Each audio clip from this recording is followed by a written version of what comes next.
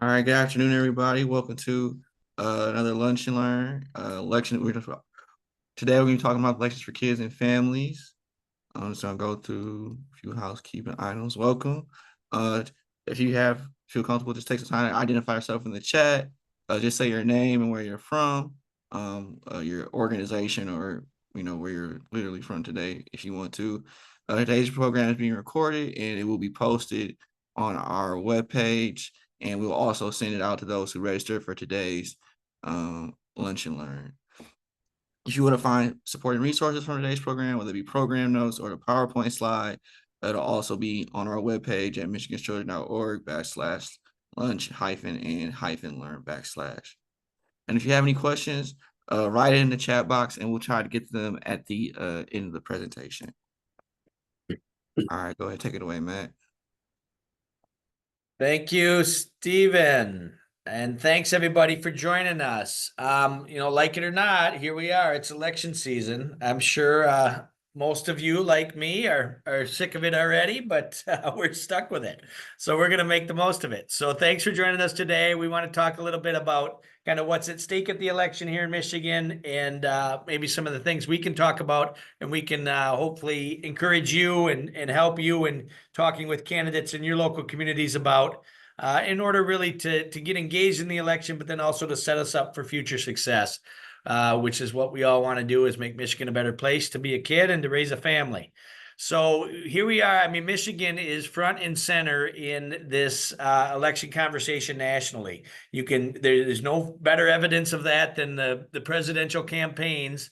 Seemingly every day, at least either one of the candidates or the vice presidential candidates or the spouse of one of the candidates or vice presidential candidates are here in Michigan, reaching out to voters, trying to get their message across. That's just indicative of where we stand as a state. So Michigan is viewed universally and across the country as a battleground state, one of probably maybe 6 to 10 states that are likely to decide the presidential race, depending upon how Michigan and these other states go. And so that puts us, in a unique position. And I think something we can take advantage of people paying attention to Michigan, the election being even more front and center in everybody's daily lives here in Michigan, and gives us an opportunity to talk about these issues, I think, with a broader audience and even with more focus than certainly some folks in other states that don't have that presidential battleground lens that we have here in Michigan. So that's something that's certainly to consider as we talk about this topic and talking about kids and families issues with candidates and in the election. We also, in Michigan, for the first time in a long time, have an open U.S. Senate seat. Senator Debbie Stabenow, who's been a big champion of children and families for a long time in our federal government, has retired or is retiring, and so her Senate seat is open, which immediately makes it a much more competitive election, and something that's getting a lot of national attention as well, as we see the focus nationally on the control or the majority for the U.S. Senate being at stake, with the Democrats holding a very slim majority in the U.S. Senate right now. This is a seat that they're certainly trying hard to hold. Elissa Slotkin has been nominated to run for the Democrats. And then Mike Rogers, a former state legislator and then a former U.S. House of Representatives member, has been nominated for the Republicans. And so we have a very competitive, open United States Senate seat, which is a unique thing as well. So that just adds to this national profile that Michigan has as a battleground state and as a focus of a lot of attention from both political parties and from national political pundits and everybody else across the country. This focus on Michigan could not be any brighter.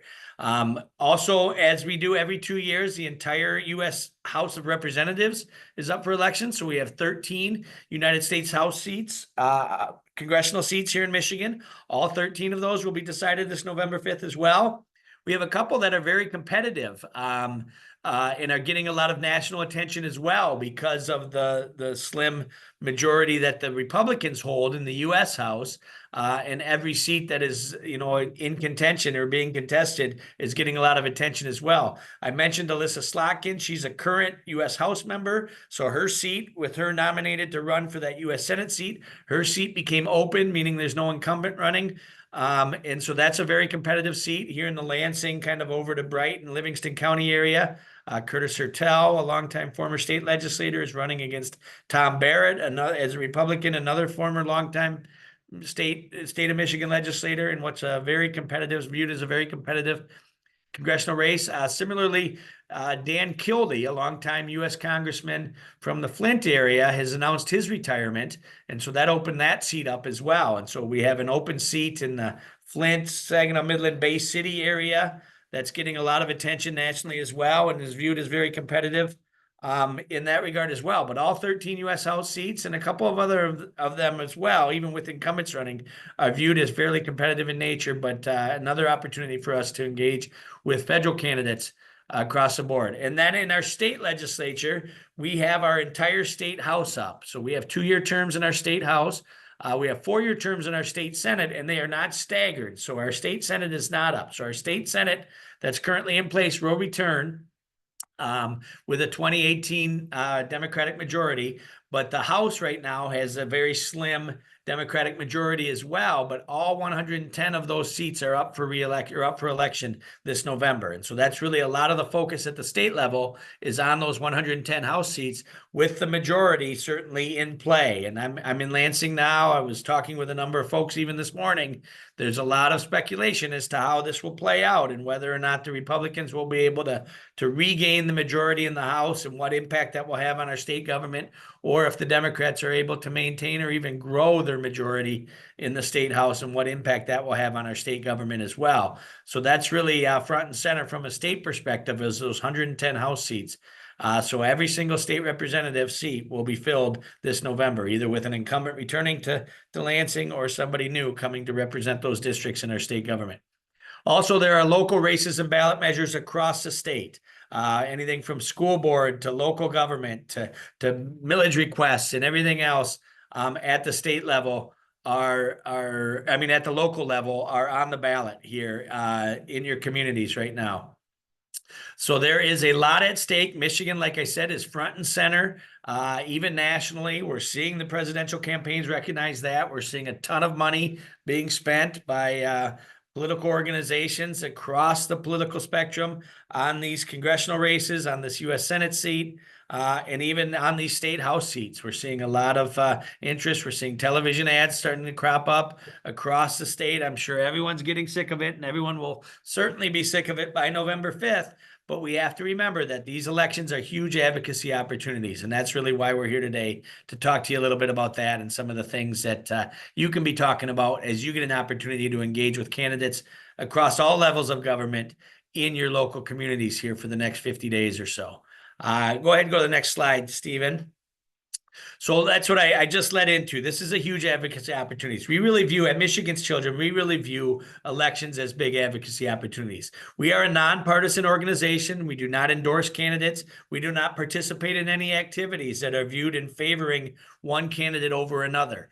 But that you can certainly do that as an organization like we do and still be engaged in the elections and still encourage people, partners that we work with, to engage with candidates running for office across all levels of government, and to engage with their neighbors, friends, and family about issues that are important to them. This is our opportunity to get these candidates talking about, understanding, and thinking about issues that are important to us and important to you all on this webinar, so that when whoever it is that wins these elections comes to Lansing or goes to Washington, D.C. to represent their constituents in our government, they have an understanding of what's important to the people they're representing, and they have a base level understanding around these issues. That gives an opportunity to then organizations like us and many others like us and many of our partners to really, get in the door with these folks and set us up for future success.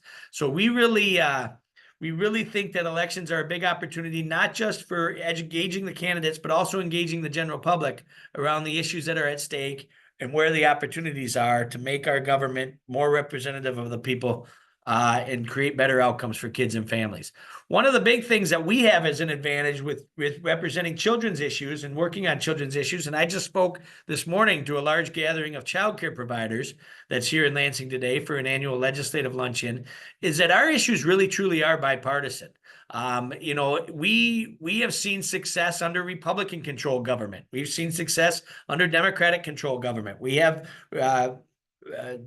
legislative champions from across the political spectrum on different issues that we advocate for. A lot of other issue areas can't say that, right? And one party or the other is clearly indicative or it's understood represents their interests better than the other. So then, you know, they're really beholden to what happens and the outcomes of the elections in order to be able to pursue or push for things that they care about.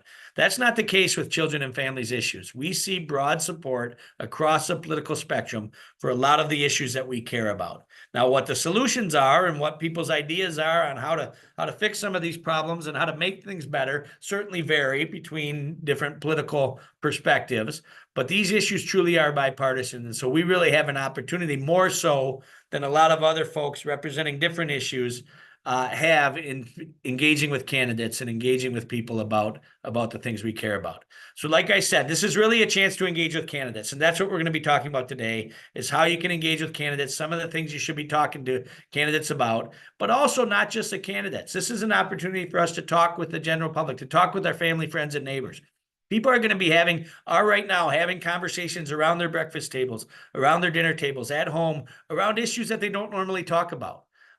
You know, around different candidates' plans for different areas, whether it be tax policy or support for childcare or support for public education or child welfare and other issues. So this is an opportunity to really engage in these issues and have more of these conversations that we don't often get. And elections are a time where we can get people talking more seriously and more in depth about important issues that our government can help be part of the solution for. And all of this is aimed at setting the table for future success. What we need as an advocacy organization, you know, we're Michigan's Children. We got 7 people here. We're trying to change the world. We need folks coming to Lansing, coming to Washington to represent their districts with an understanding of these issues, and more importantly, with an understanding that people in their districts care about these issues. If we get them to understand that people that they're representing in the government care about these issues, then when we come to talk to them about the solutions and we come push them to do some things and prioritize certain things, they have that base level of understanding that people that they're representing care about these issues. We have a lot better chance at success. We have a lot better chance at getting things done to make Michigan a better place to be a kid and raise a family. So that's what we're here to talk about today. I want to thank everybody for tuning in. As Stephen said, this will be recorded. We'll share it out with everybody who's on here. Please share it widely with anybody you think might be interested. And please continue to tune in to michiganschildren.org for more resources around election engagement as well. At this time, I'll turn it over to one of our wonderful partners, Toya from Mothering Justice. Thank you, Matt. So thank you for having me on here, and ditto to what he said about the bipartisan position. And if I can share really quickly. Okay. And so we at Mothering Justice are working as well, because this is a pivotal time in our nation. And so our goal is to empower mothers of color with influence over policy, so that they can better advocate for themselves. And in that, we have a vision. And the vision is that mothers of color will dominate the policy making and politics in the United States, which is why this is such a pivotal time, and to get mamas of color to lead independent political systems and give them decision-making powers. And so in the short of it is nothing about us without us. And so Mothering Justice uses our efforts to engage mamas, to engage with legislators or potential legislators to say, hey, this is what's happening. These are the tools that we need. These are the tools that you're providing that don't work for us. We'd like to see things that do work for us. And here's our Mama's Agenda. And so I'm just going to go over really quickly what our Mama's Agenda is. And I'll start with reproductive justice, because, you know, having autonomy on our rights and being able to control our bodies without legislation having influence on it is important. And it affects Black and brown mothers the most. They're mostly affected because a lot of the funding to help underserved communities has been removed. And it gives mamas a difficult way to manage their reproductive and infant and maternal health. And so we want to engage our legislators to say, hey, you know, you don't get to do this. Not our bodies, you know, not our bodies. They don't belong on the legislative floor.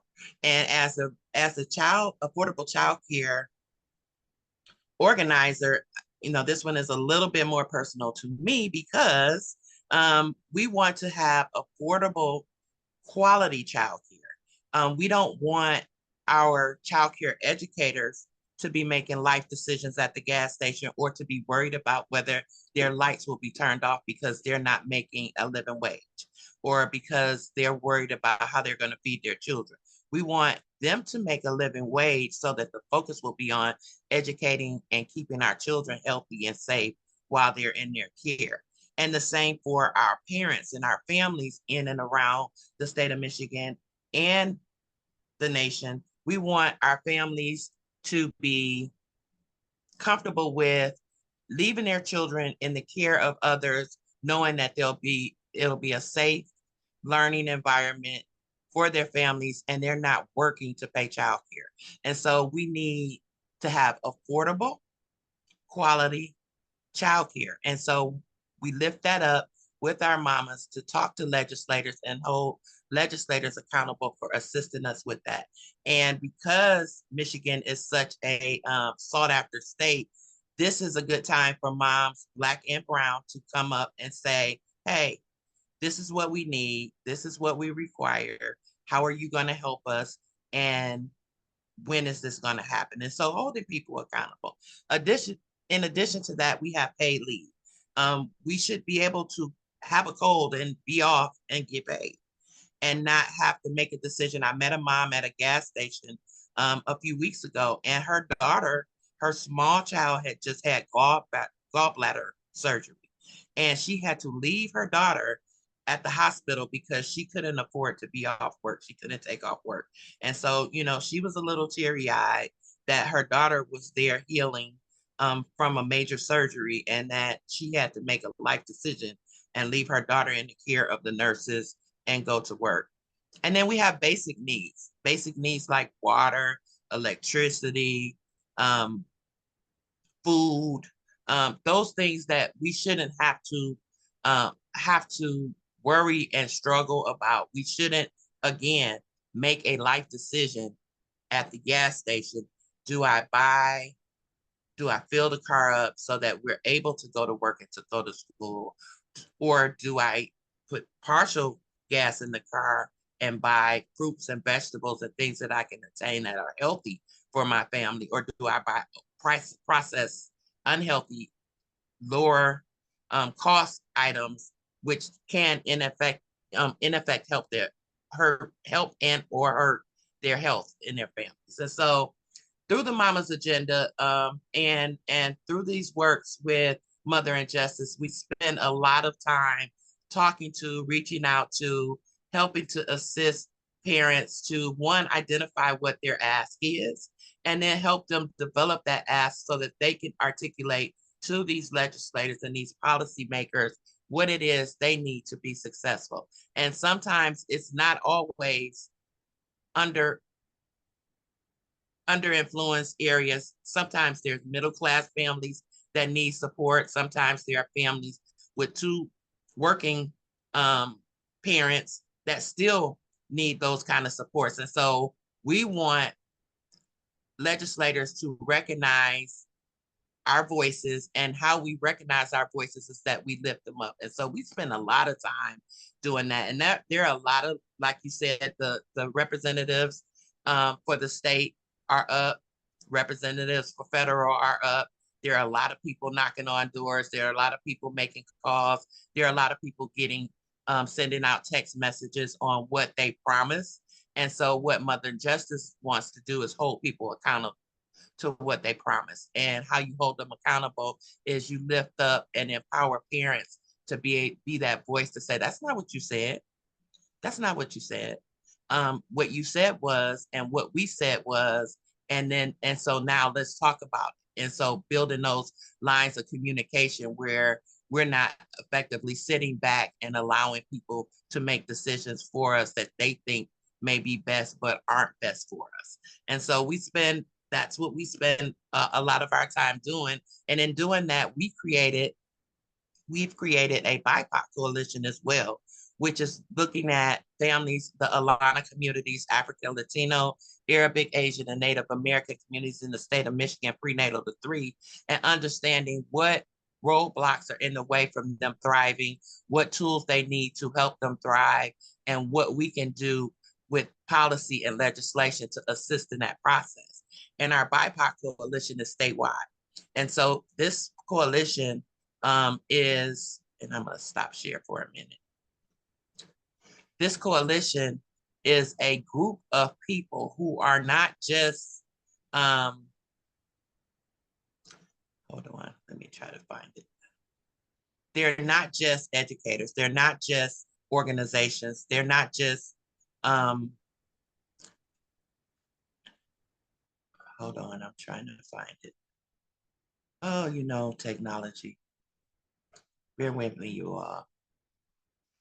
But this is a large group made up of individuals. Okay, I think I found it.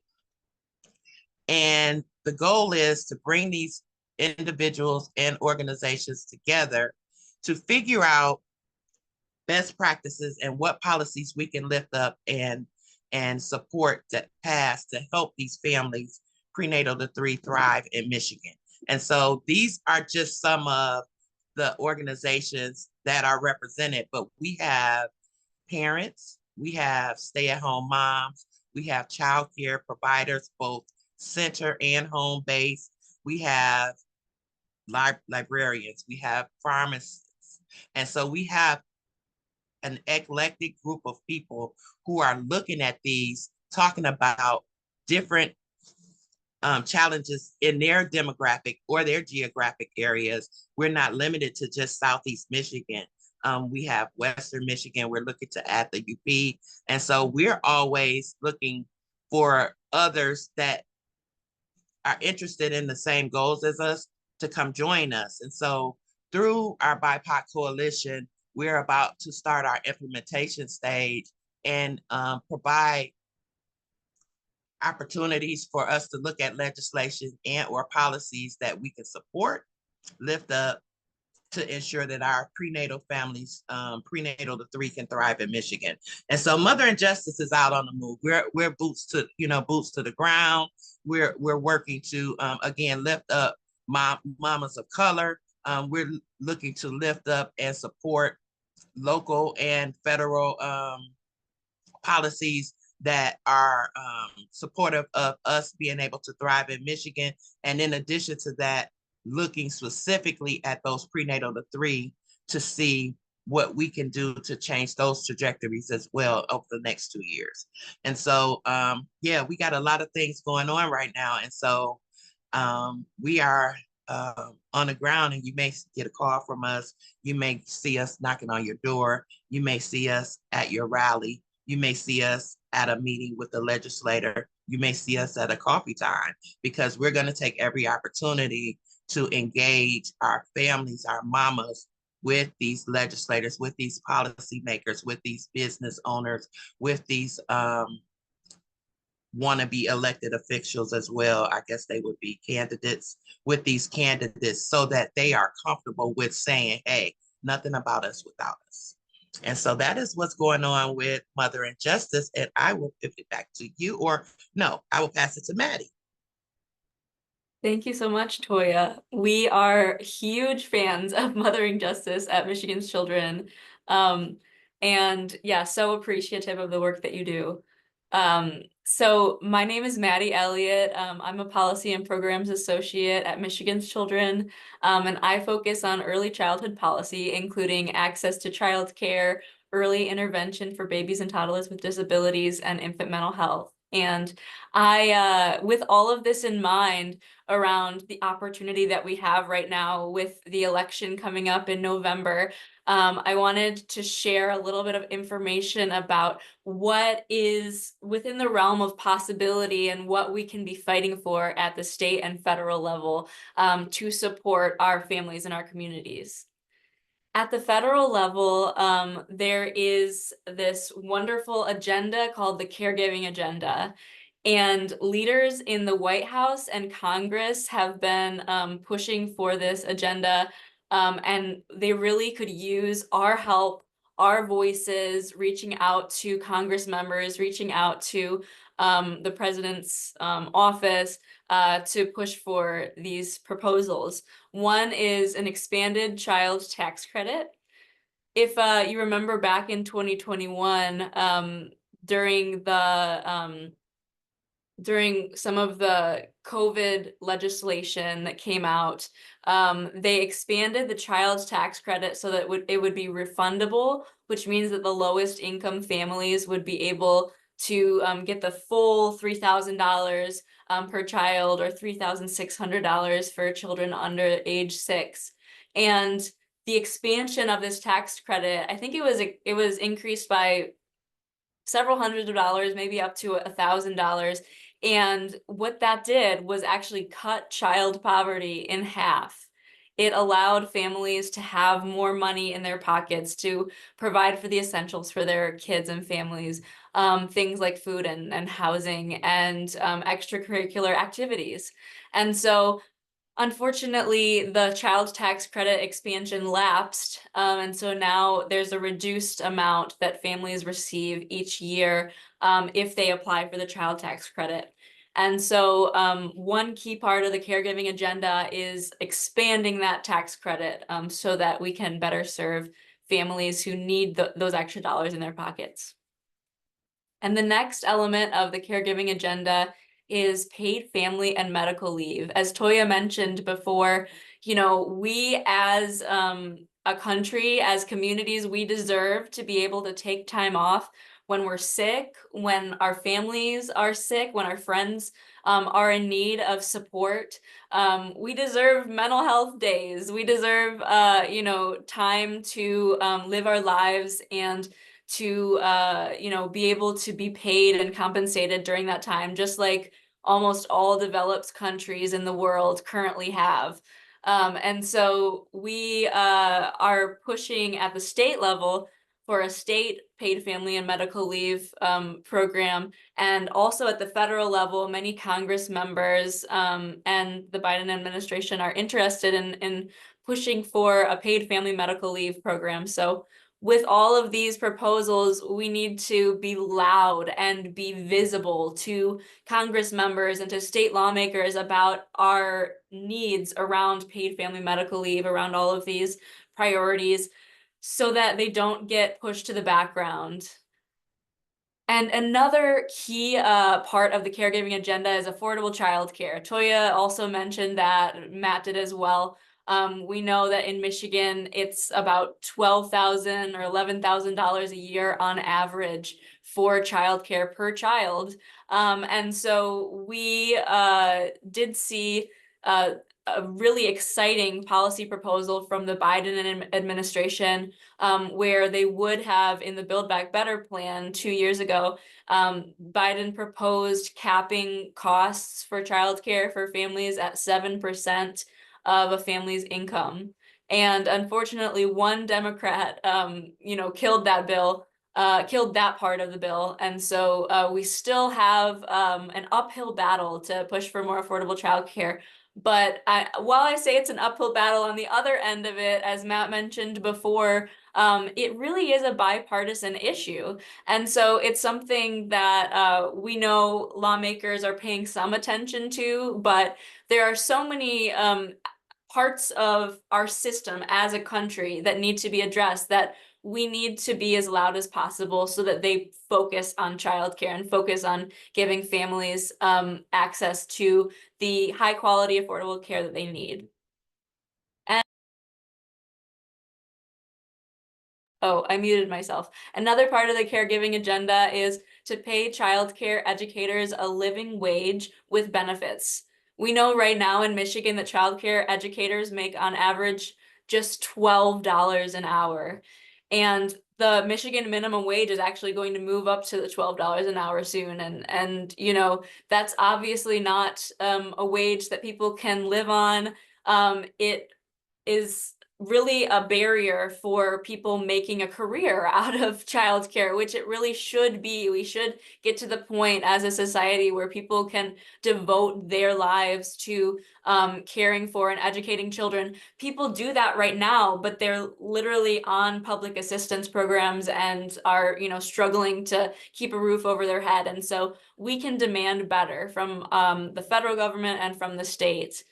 And more information is at that website.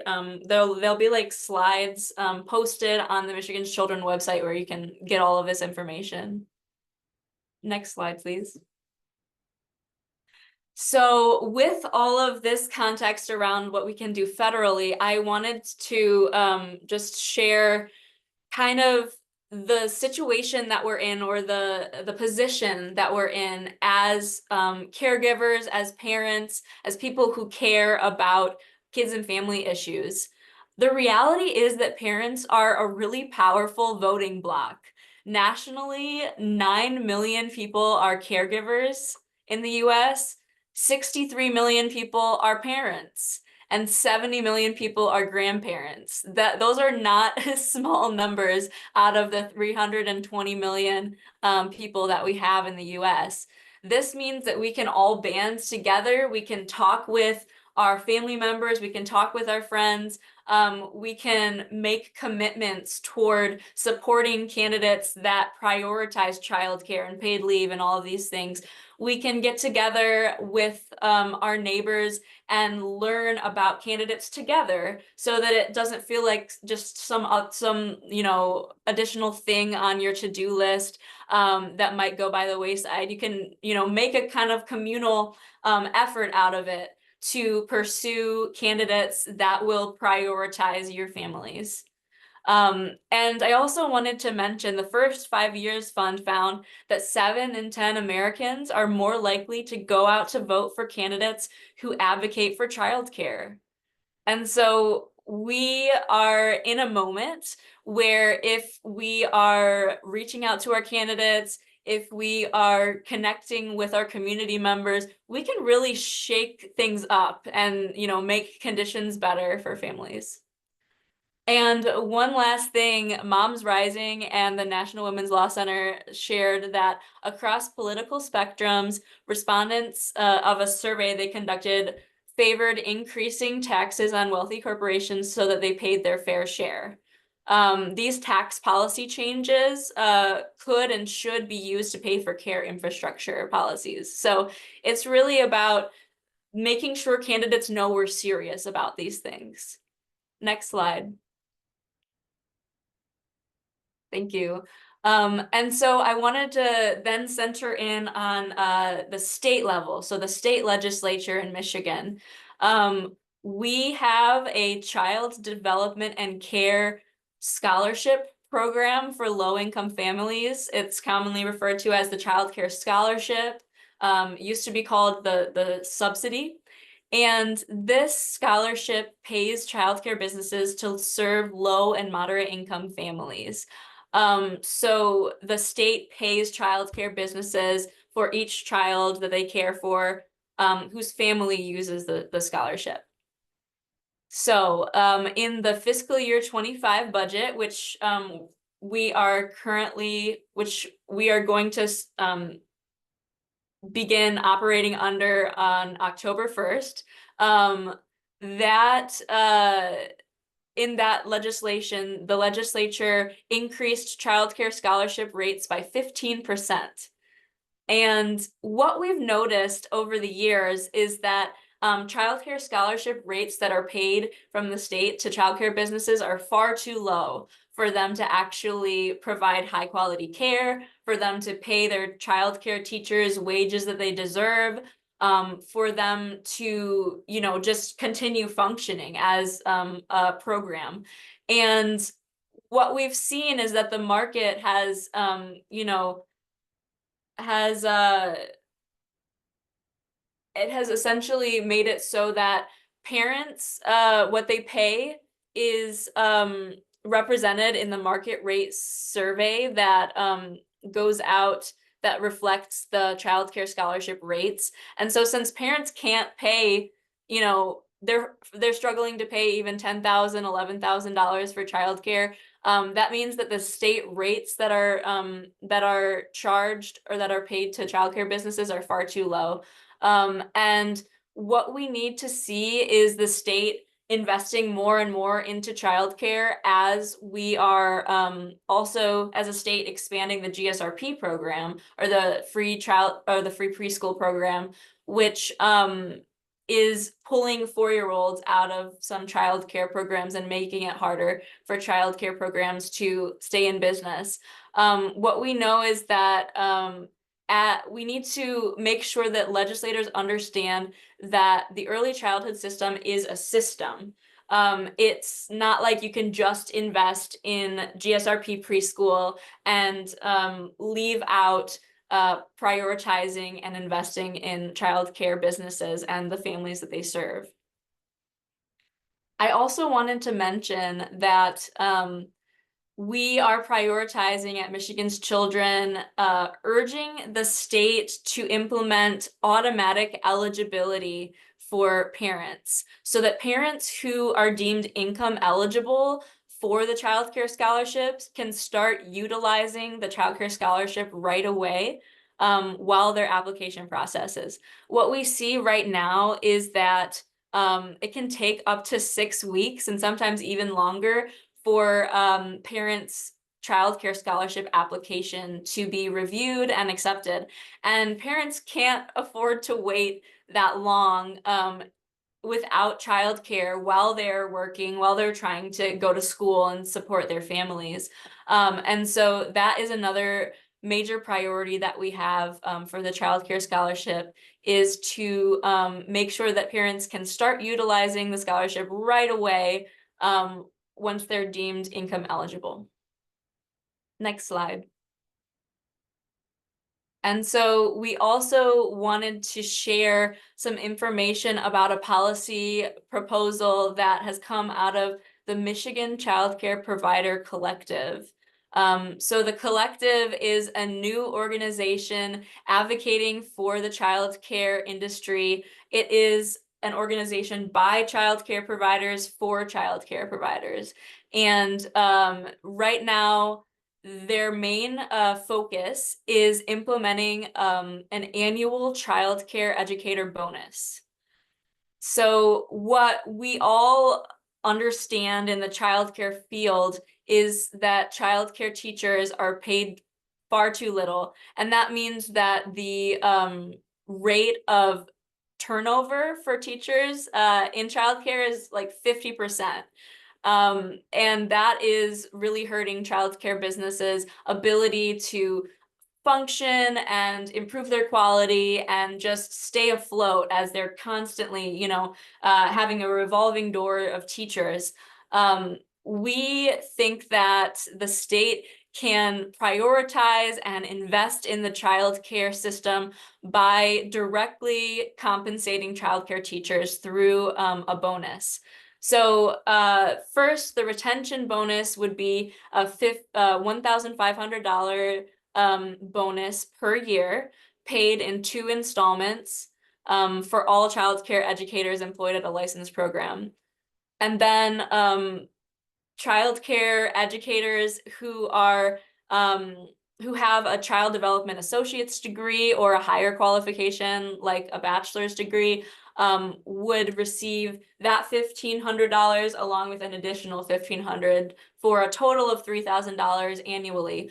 We see this as long overdue to rectify the inequities that we see in childcare, where we need more childcare teachers excited and enthusiastic about serving young children while also being able to provide for themselves and for a roof over their own heads. And so I'll put in the chat information about joining the Childcare Provider Collective. You can join their Facebook page, and there's also a website about it. But this is definitely something that I would encourage you to talk with candidates about, to urge them to prioritize the wages of childcare teachers who have been left behind time and time again, and who deserve to have a living wage. Next slide. So I'll just wrap it up after like a minute. I know that we have to get into questions. So with a childcare educator bonus, it would mean reducing educator stress, of course, them having, more money in their pockets for bills, for medications. It would allow them to focus more on their on the classroom and show up as their best selves. And it would enable childcare providers to spend time improving their programs to provide high quality early care and education for children. It would also show childcare educators that their work is valued enough that the state of Michigan chose to invest in their profession. And, it would reduce the turnover, which we know is a top concern for parents, the lack of consistency in the teaching staff in their classrooms. And so, yes, as you are thinking about the election, definitely look up if your candidates are having like events nearby, your candidates for the state house, for the state senate, for Congress. Look up if they have opportunities for you to meet with their staff, email them, call them, find a few moments in your day to make sure that they recognize how critical it is for them to support kids and families.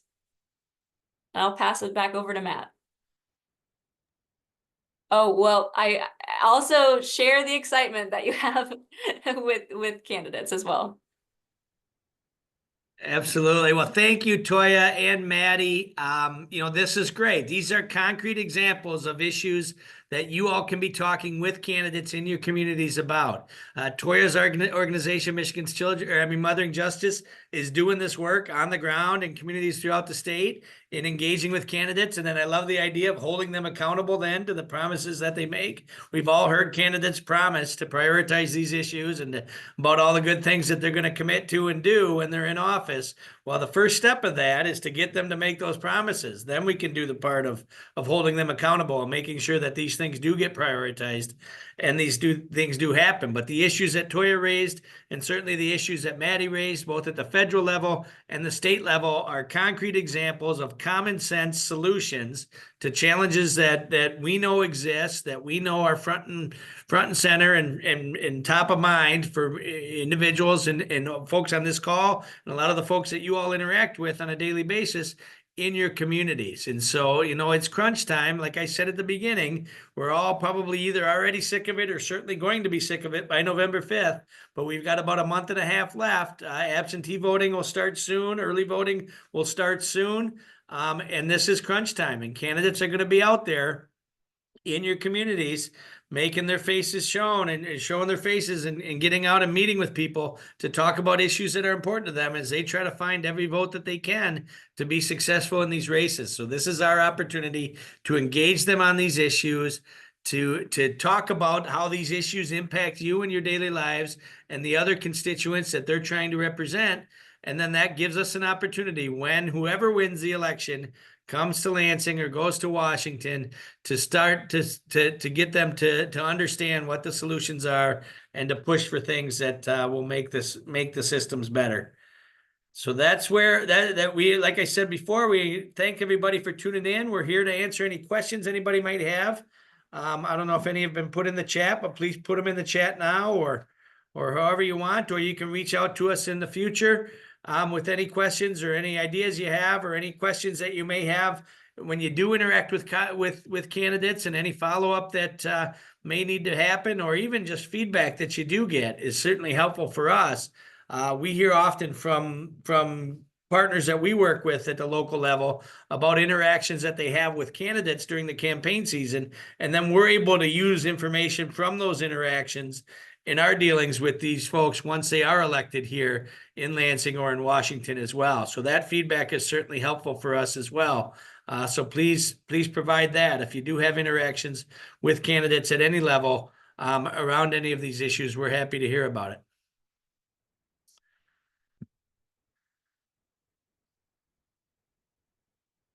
So I don't know, Maddie, are you monitoring? Are there any questions in the chat? We or have a Steven? question. We have a question from Veronica Carter. She asks, will the potential state investment include providers?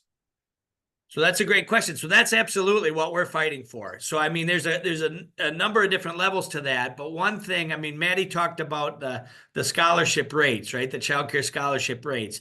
That is a fundamental way that the state can decide to prioritize child care by increasing the rate amount that we're paying to child care providers for those participating in what we used to call the subsidy program. Now we call the scholarship program. What we're seeing is Veronica, I see you, but let me talk about this first, and then I'll let Maddie jump in on the bonus. What we're seeing is other states are doing a much better job of putting state money into their child care program. So the bulk of the funds for our child care program, like most states, comes from the federal government, flows through the state government, and then goes out to providers, and the state determines who's eligible for it, what the rates are, and then that money goes out to providers. What we're starting to see, and we've really seen since COVID, is other states put significant state dollars into their child care programs as well, so that then they have more money to pay at increased rates and increase eligibility, so more people are eligible for the program, and the rates being paid to providers are higher. Maddie, I think she wants specifically about the bonus for child care educators. Yeah, so the bonus, the way that our proposal is framed right now would go towards childcare educators specifically. So it would go towards anyone in the classroom, lead teacher, assistant teacher. We did not map it out to include childcare directors. So yeah, I think that was kind of your question. But the good thing, what I would add to Maddie's point about this, the good thing about designing this at the state level is it allows us to have those conversations. So if it does make sense, and there is a an argument and political will for it to include directors or others, I know there'll be a lot of discussion around GSRP programs and whether they're included as well, and lead teachers and others. But doing this at the state level gives us a lot more flexibility in how this program is implemented, who's eligible for it, and how payments are dispersed as well, which is a huge factor in the success of this, in making it have the biggest bang for the buck and the most meaning for those that are eligible, is how these monies go out the door to the actual people eligible for it itself. So these are all conversations we're anxious to have. We got to get, we got to get the conversation started by getting candidates, and then whoever wins these elections engaged and excited about this idea, and then let's figure out the details. Heather, thank you for raising up the need to also invest in early childhood special education teachers.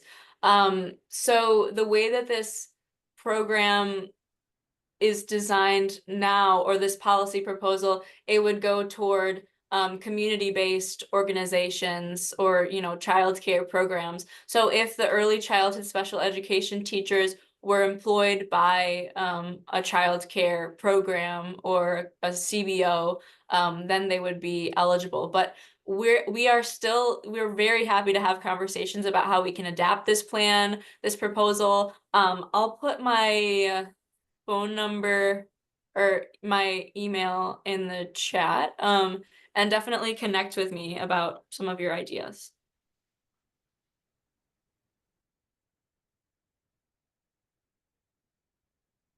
Kimberly asked, how would loss of federal dollars, depending upon election outcomes, impact Michigan's funding for improved child care initiatives?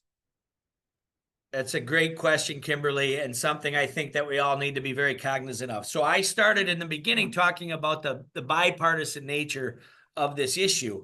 And frankly, we can look at the recent past in Michigan and see that even under Republican control in our state legislature and Republican governors, we did okay on early childhood issues, in some cases maybe even better than we did with Democrats. I'm not sure the same can be said at the federal level. So I think there is real legitimate concern that depending upon the election outcomes at the federal level, we could see significant loss in federal dollars flowing to the state around areas like childcare and early education in general. And that's a real concern. I mean, the vast majority of the childcare funds going out the door in Michigan are federal dollars that flow through the state of Michigan from our Child Care Development Block Grant. If those funds are cut in any meaningful way, it will have a direct impact on negative impact on childcare in Michigan.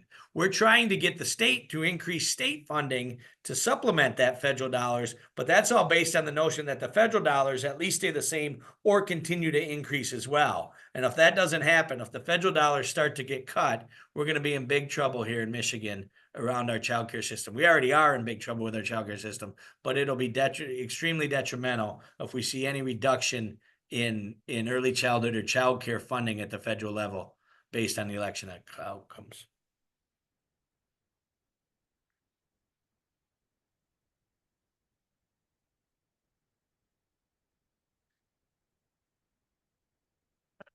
All right. Well, not seeing any more questions. Thank you all again for attending. Like we said before, this is oh, I see one more question. Is there a possibility of privatized settings gaining access to Title I dollars?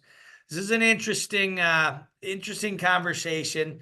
I mean, so I guess, is there a possibility? Yes, I guess there's always a possibility. I'm just starting to, I think, once again, this will depend a great deal on election outcomes.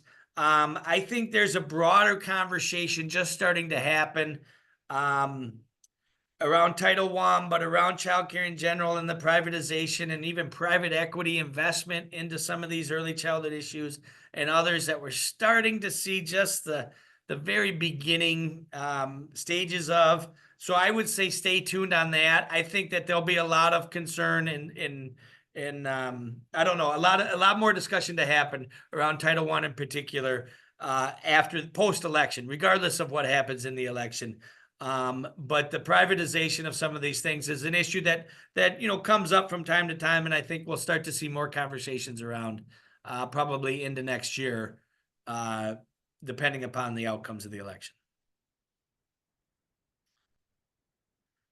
All right. Well, thanks again, everybody. We'll give you a few minutes left, hopefully, of your lunch hour here to grab something to eat before you get back to the important work that I know that you all do. Like I said, this has been recorded. We'll share it out with everybody who's on.